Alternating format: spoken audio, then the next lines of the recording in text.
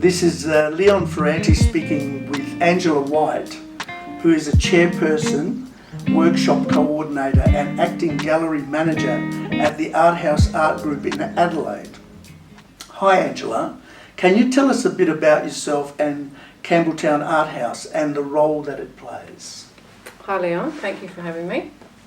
A little bit about myself. I'm an administrator, as you can tell from the roles I fill. Yes. I work as a consultant in the business space for my own business. Okay, what kind of consultant? Business processes and business systems predominantly. IT systems, things like that. Yeah. Wow. I've been a volunteer at the Arthouse since 2019.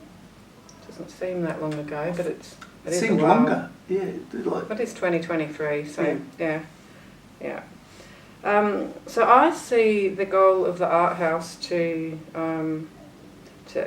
promote and increase the artistic activity in the Campbelltown region. I suppose that's my understanding of its conception, I suppose. And so it's moved, hasn't it? Because it used to be in just up the road.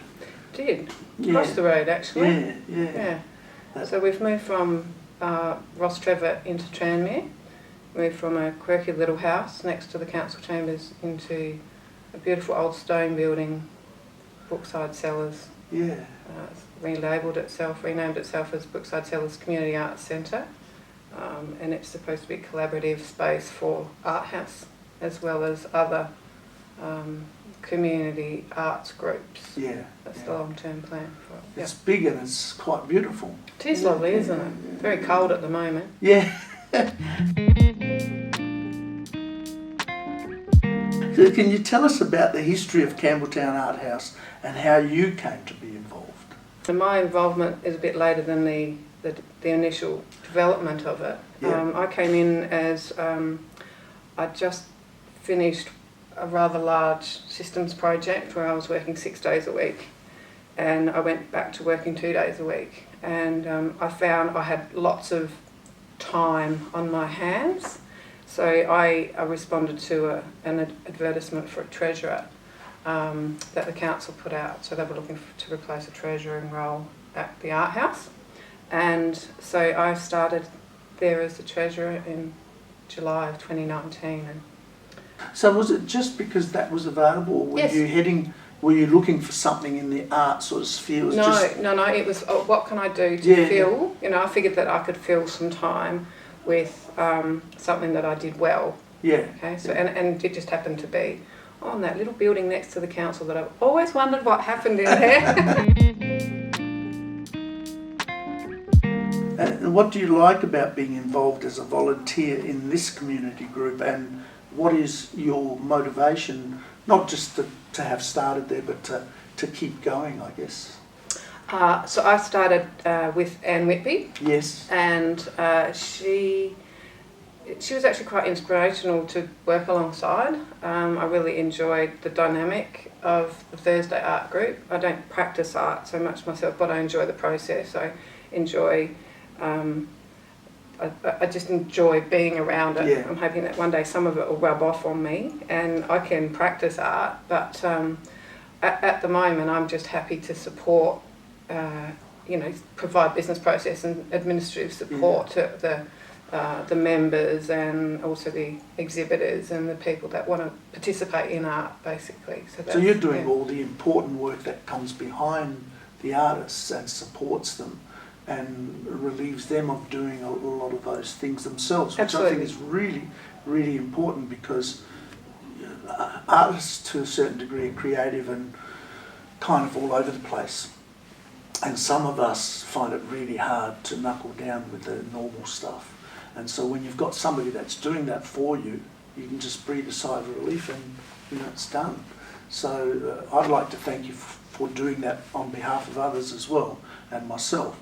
But you do a little bit of art. Is that something that you enjoy doing? I do, yeah. It allows me the freedom to switch off, I suppose, the organised part of my brain, it just gives me a bit of freedom to be a bit looser, I suppose, so, yeah. So being sort of in IT to a certain degree.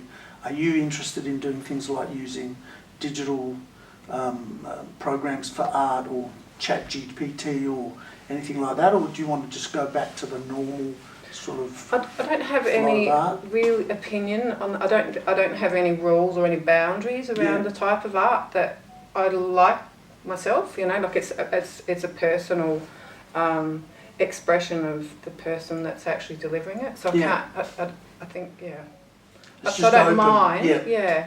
Again, it's just not something that I'm familiar with, I guess. So. Yeah. So, what vision do you have for Arthouse, and is it being realised? I mean, you may not have control over that vision, but you may have input into that process. We have a vision. We do have a vision. Good. Yeah. We probably haven't been particularly good at sharing that with our members, I suppose. So we've had a fair few changes since last year, I suppose. Okay. So we've relocated, and we've got a full new committee. We've been through a couple of gallery managers. But our vision is bringing art into people's lives. Yeah. So however that happens. Even more than it is now. Yeah. Yeah, okay. Yeah. And so I guess it just allows us wide scope to grow.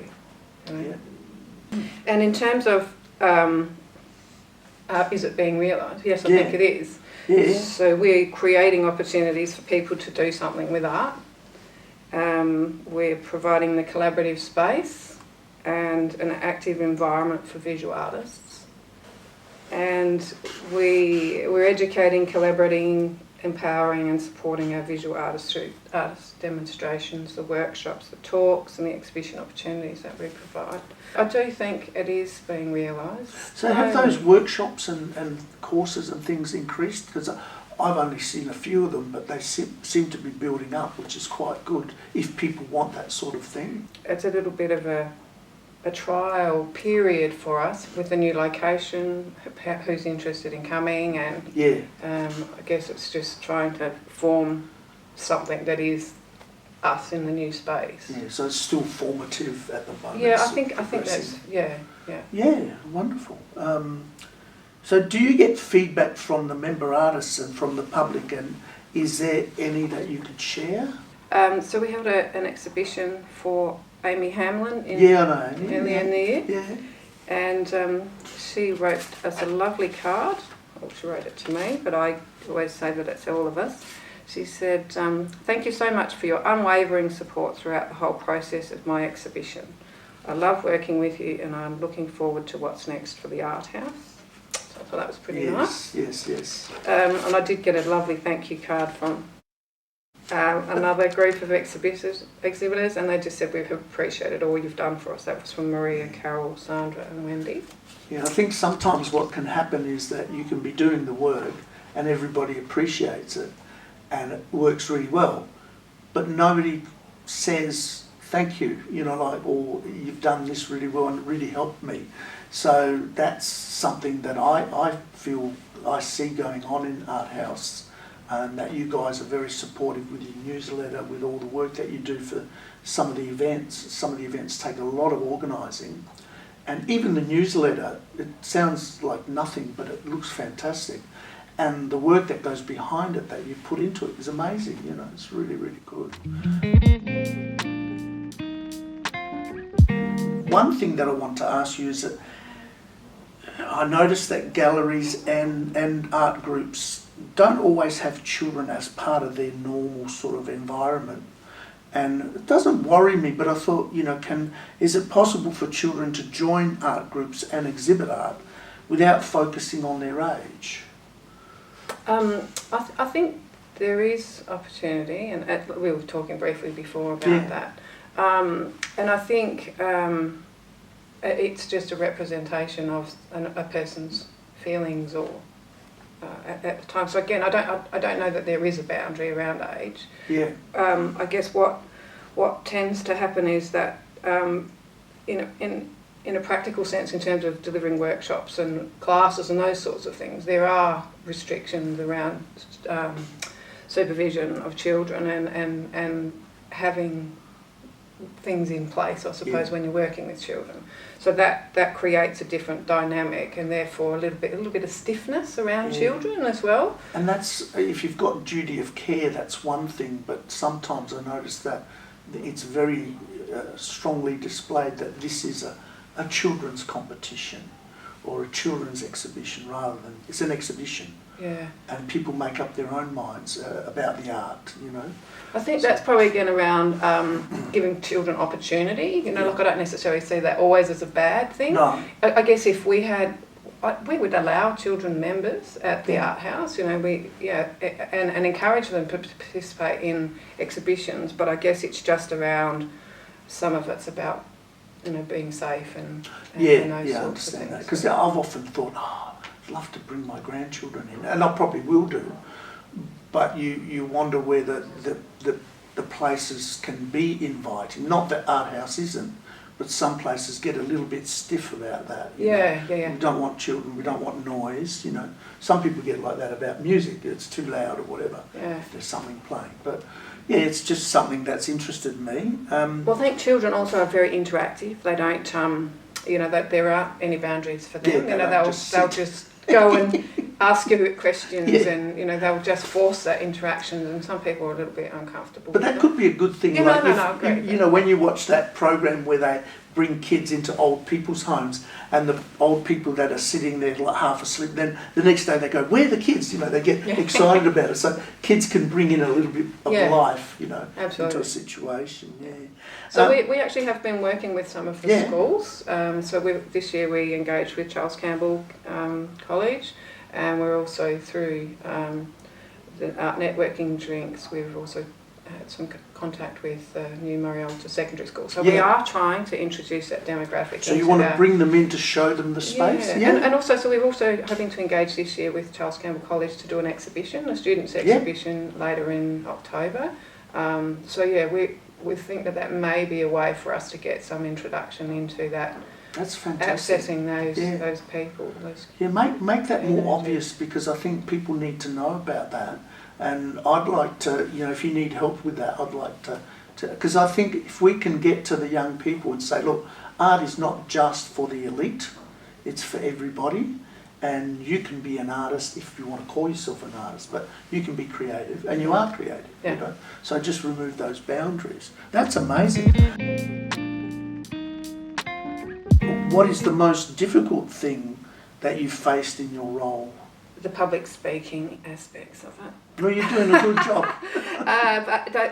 The key thing that I struggle with personally, and that I find most disappointing about all of the volunteering, is actually getting the volunteers and retaining them. That's such a struggle, and to have that continuity to allow us to, you know, to grow and evolve. You know. So is that the defined volunteers who do continual, you know, the same things all the time, or is that volunteers that you need from time to time to do other things?